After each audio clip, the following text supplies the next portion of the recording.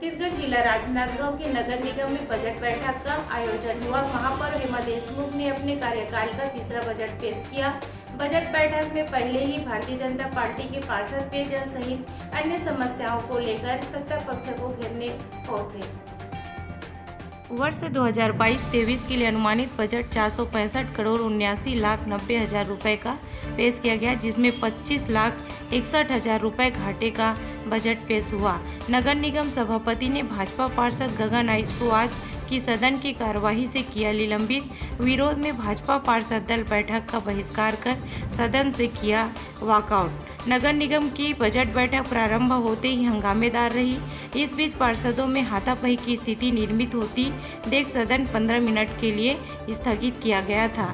सदन की कार्यवाही शुरू होते ही नगर निगम सभापति ने भाजपा पार्षद गगन आइच आज की बैठक कार्यवाही से निलंबित कर दिया, जिसके विरोध में भाजपा पार्षद दल ने सदन से आउट किया।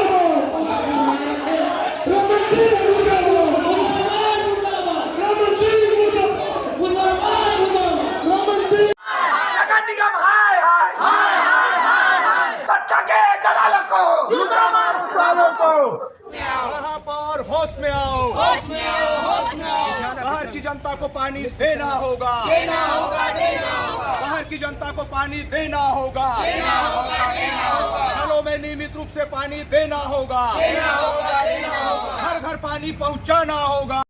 सत्ता की दादागिरी बंद करो, बंद करो, बंद करो। सभापति होश में आओ, होश में आओ, होश में आओ। सभापति होश में आओ, होश में आओ, होश में आओ। सभापति पूरा पानी देना होगा, देना होगा, देना होगा। शहर की जनता को पूरा पानी देना होगा, देना होगा, देना होगा। नियमित रूप से पानी देना होगा, देना होगा, देना होगा। नियमित रूप से अगर जी आचार संहिता के लगते हुए हम बजट पेश करने में विलम्ब हो गए, क्योंकि उपचुनाव था खैरागढ़। अब हमने आज बजट पेश किया। करीब 465 करोड़ 67 लाख का ये बजट है।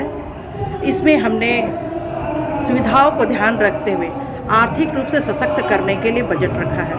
उसमें हमारा मुख्य रूप से गुड़ाखू लाइन में शॉपिंग कॉम्प्लेक्स का है, क्योंकि 15 साल में किसी ने यहाँ नगर निगम को आर्थिक रूप से सुदृढ़ करने के लिए किसी ने कोई काम नहीं किया।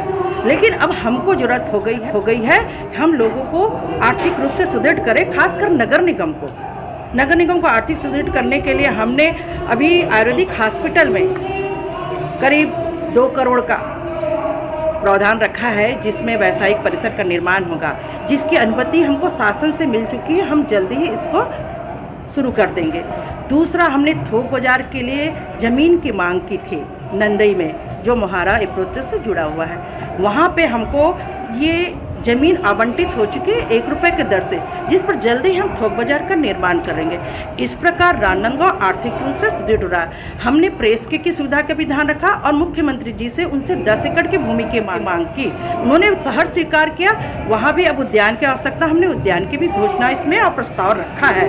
इस प्रकार महिलाओं को आर्थिक रूप से संगठित करने के लिए और उनको रोजगार देने के लिए हम दाई दीदी बाजार का भी घोषणा किया था और अभी भी रखें इस बार। और उन्हीं को ध्यान रखते हुए हमारे मुख्यमंत्री की बहुत महत्वाकांक्षी योजना सीमार्ट शुरू किया और फ्लाईओवर के नीचे बहुत जल्द ही यहाँ पर गुमटियाँ रख जाएगी जिससे महिलाओं को रोजगार मिलेगा।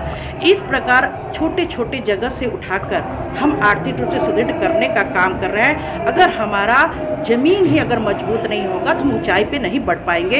इसलिए हमने महिलाओं को, युवाओं को रोजगार देने के लिए अपने लिए यहाँ पे नगर निगम में प्रस्ताव रखा है, जिसको हम जल्द ही मूर्त रूप देंगे। क्योंकि 2 साल कोरोना का था, हमारी सारी राशि उस समय कोरोना में लोगों को राहत सामग्री दिलाने और ऑक्सीजन कंसंट्रेटर या दवाई दिलाने में गया, लेकिन 1 वर्ष का हमारा ये आगे प्रगति के सोपाने पर जाएगा और लोगों को बहुत जल्दी सुविधाएं मिलेंगी। बजट सत्र में भाजपा पार्षद को निलंबित किया गया था, उसके चलते विपक्ष ने लगभग पूरे विपक्ष ने वॉकआउट किया। उसको लेकर क्या कहेंगे आप? किस नियम के तहत उनको क्या हुआ था ऐसा कि उनको निलंबित किया गया? देखिए, बार बार आज सदन की कार्यवाही में भाजपा पार्षद गगन आहिर जी व्यवधान उत्पन्न कर रहे थे। विषय से बजट से हटकर बात कर रहे थे। चर्चा में बीच बीच में बजट से हटकर बातें कर रहे थे वो, इस कारण उसको बार बार समझाइश दी गई, लेकिन वो मानने को तैयार नहीं थे और उग्र हो रहे थे और बार बार सदन की कार्यवाही में व्यवधान उत्पन्न कर रहे थे। इस कारण पार्षद गगन आहिर को आज की कार्यवाही के लिए निलंबित किया गया था। धारा है इसके तहत 36(1) धारा 36(1) के तहत निलंबित किया गया और उस कार्यवाही का विरोध करते हुए सभी भाजपा पार्षदों ने आज सदन से वॉकआउट किया। भाजपा के पार्षद दल बिखरे हुए नहीं हैं। एक सदस्य जो है वहाँ बैठे थे, क्यों बैठे थे उसकी जानकारी तो वही देंगे, क्योंकि उसके मन में क्या है उसको वही बता पाएंगे। हम लोग 18 सदस्य एक साथ बाहर बैठे थे, क्योंकि हमारे एक सदस्य को महापौर के दबाव में सभापति जी ने निलंबित कर दिया। उसके निलंबन के खिलाफ हम लोगों ने सदन बहिष्कार का निर्णय लिए। और वैसे भी हम लोग बजट में रहते, बजट सत्र में रहते, बजट में चर्चा करते। महापौर जी चाहती नहीं थी हम लोग चर्चा करें। महापौर जी चाहती तो सभापति जी के माध्यम से एक बार प्रस्ताव भी भेज सकती थी कि बजट में आप चर्चा कीजिए, लेकिन वो चाहती नहीं थी कि हम लोग बजट में चर्चा करें, क्योंकि महापौर का बजट सपनों का बजट है। हमारा बिखराव तो दिख रहा है, लेकिन आप मीडिया के हैं, आपके माध्यम से मैं बताना चाहूँगा, आज राष्ट्रगीत जब हुआ 10:50 में चालू हुआ, सदन चालू होना था, महापौर और उसके कोई भी सदस्य राष्ट्रगीत और राजकीय गीत के सम्मान के लिए उपस्थित नहीं हुए थे। ये छोटी मोटी बात नहीं है कि आज के दिन नगर निगम के सामान्य सभा, नगर निगम के सभाओं के लिए आज का काला दिन है कि महापौर राष्ट्रगीत के लिए उपस्थित नहीं थी।